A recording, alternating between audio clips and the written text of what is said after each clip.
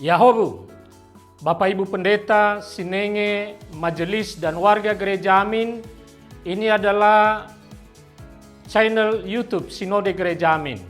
Karena itu, bagi yang mencintai Gereja Amin, tontonlah, subscribe, like, dan bagikan. Gereja Amin yang tangguh, mandiri, dan peduli. Tuhan Yesus memberkati.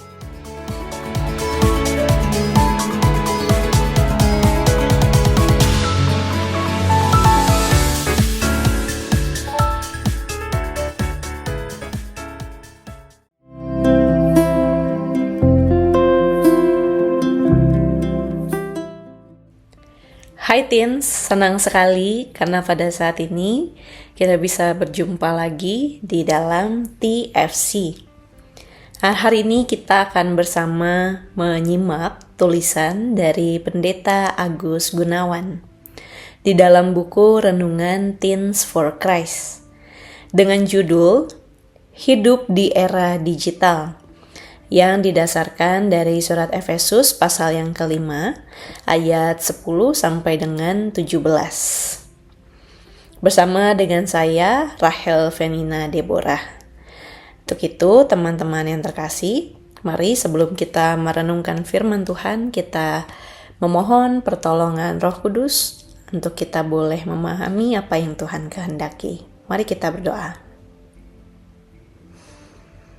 Ya Tuhan, kami bersyukur karena kami percaya ketika kami ada dan juga boleh kuat sampai pada saat ini, itu hanya karena kasih setiamu dalam kehidupan kami. Pada saat ini, kami akan merenungkan bagian dari firman Tuhan yang kami percaya menjadi kekuatan bagi setiap kami dalam kehidupan kami sebagai remaja Tuhan di era digital ini. Kiranya Roh Kudus Tuhanlah yang melingkupi dan juga mengurapi setiap kami, untuk kami boleh sungguh memahami apa yang Tuhan kehendaki. Hanya dalam nama Tuhan kami, Yesus Kristus, kami berdoa. Amin.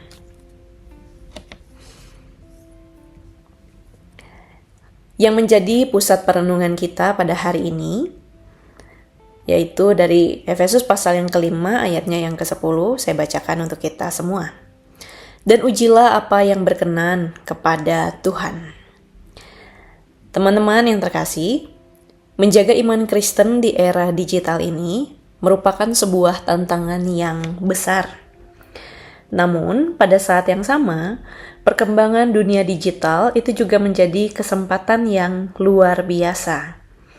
Dunia digital menyuguhkan informasi yang tidak terbatas, tapi di dalamnya juga ternyata terdapat banyak godaan, distraksi, dan juga nilai-nilai yang seringkali bertentangan dengan firman Tuhan. Di tengah derasnya arus informasi di dunia digital, setiap kita dipanggil untuk tetap setia, bijak, dan berdampak. Kita diminta untuk menggunakan segala sesuatu yang Tuhan ciptakan dan juga Tuhan hadirkan dengan baik. Dan di tengah kemajuan sebagai kota metropolis, kota Efesus menawarkan banyak hal dalam bidang ekonomi, budaya, dan juga pemerintahan. Namun, di sana juga terdapat tantangan yang dapat mempengaruhi moral dan kehidupan rohani umat. Paulus mengingatkan jemaat agar tidak hidup seperti orang yang tidak mengenal Allah. Dalam pergaulan dengan lingkungan kota Efesus yang penuh tawaran duniawi, Paulus menasihati jemaat untuk menguji segala sesuatu. Apakah hal itu berkenan kepada Tuhan atau tidak? Ia juga menasihati agar jemaat tidak menjadi bodoh atau bebal, orang yang tahu sesuatu itu buruk, tetapi tetap melakukannya.